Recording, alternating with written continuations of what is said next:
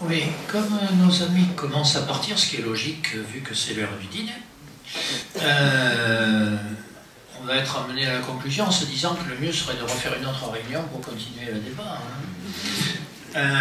Je voudrais quand même faire 2-3 remarques parce qu'on m'a posé des questions de façon directe ou indirecte à moi et donc à l'association reconstituante. Première remarque. Est-ce que la France est adaptée à une constituante? La question peut paraître compliquée aujourd'hui. Quand on regarde l'histoire de France, elle est pourtant assez simple. Parce qu'on est sans doute les champions du monde des constituantes.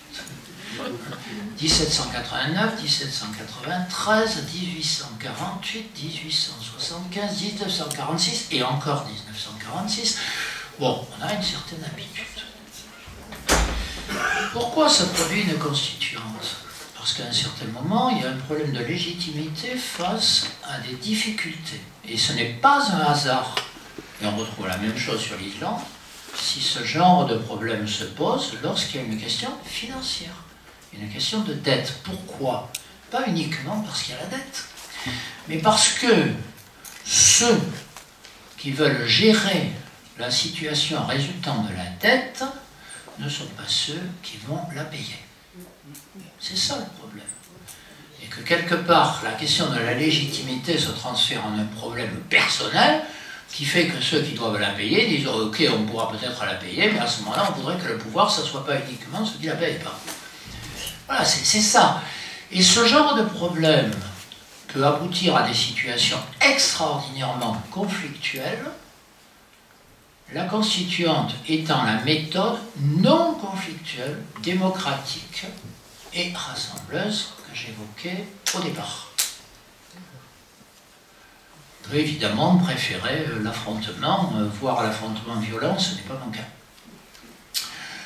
Lorsqu'on disait tout à l'heure, est-ce que c'est la lutte des classes ou pas, la lutte des classes est une chose, une constituante en est une autre.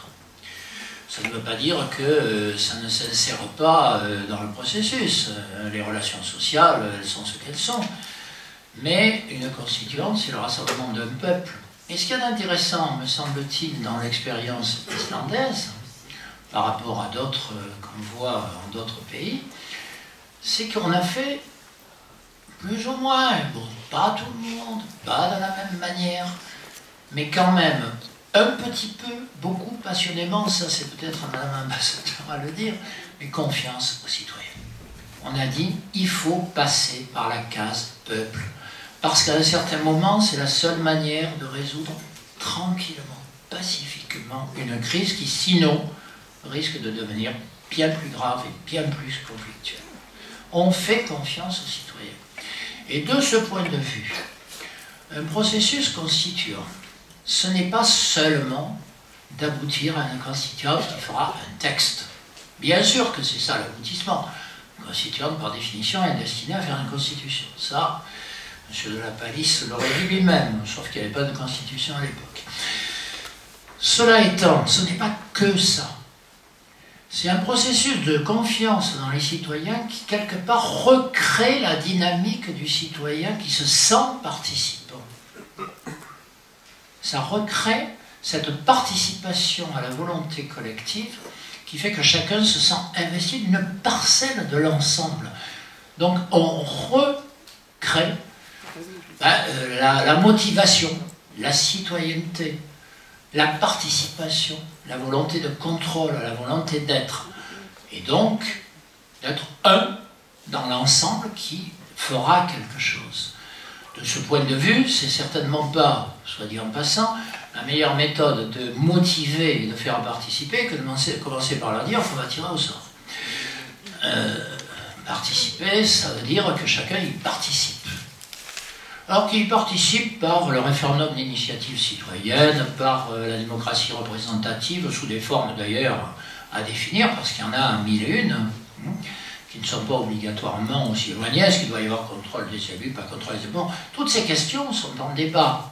Il reste que fondamentalement, le citoyen participe à la vie collective et à la vie de la cité, ce qui est la définition même de la citoyenneté. Si on n'est pas dans cette logique, quelque part, plus ou moins, mais on n'est plus en démocratie. Or, ce qui me paraît fondamental, moi il se trouve que j'ai eu une période où j'ai pas mal fréquenté les pays scandinaves, ce qui m'a frappé, c'est que lorsqu'il parlait de l'Islande, c'est pas tout le temps, mais enfin ça leur arrivait, il disait le plus vieux parlement du monde, le plus vieille démocratie du monde, une espèce d'admiration. Ben, j'aimerais bien qu'on puisse en dire autant chez nous. Bon, quelque part, la démocratie, ce n'est pas une horreur, c'est une chose de très bien, c'est une participation de chacun, et c'est une manière de résoudre les problèmes qui, après tout, est sans doute la meilleure pour vivre en collectivité. Donc moi, je trouvais l'exemple de l'Islande particulièrement passionnant, parce qu'il y a cette confiance dans les gens. Ensuite, que ça se passe bien ou mal, bien sûr, c'est pas facile. Et bien sûr qu'il va y avoir des conflits, des contradictions, que peut-être qu'on va retoquer le processus parce qu'il y a des pouvoirs qui s'affrontent. Et on retrouve la question de la légitimité que j'évoquais au départ. Une constituante résulte d'un problème de légitimité. Et si on ne le traite pas démocratiquement, on le traitera dans la violence. Moi, je préfère la première solution. Si cette conclusion provisoire vous laisse pantois, on peut dire que le débat mérite d'être continué, soit ici d'ailleurs à la sortie, il y a un espace, soit une autre fois si Madame l'ambassadeur nous faisait profiter de sa présence si sympathique et si utile. En tout cas, je tiens vraiment à vous remercier d'avoir pris de votre temps et d'avoir expliqué ce processus qui, bon, pour des raisons que je regrette, était mal connu, mais qui commence à l'être et dont j'espère qu'il fera exemple. Et quand on disait tout à l'heure, on ne fait pas nos trucs dans notre coin, mais non, justement, on regarde ce qui se passe chez les autres, qui regarderont ce qui se passe chez nous, et c'est ça qui crée une relation internationale positive et pacifique. Je vous remercie.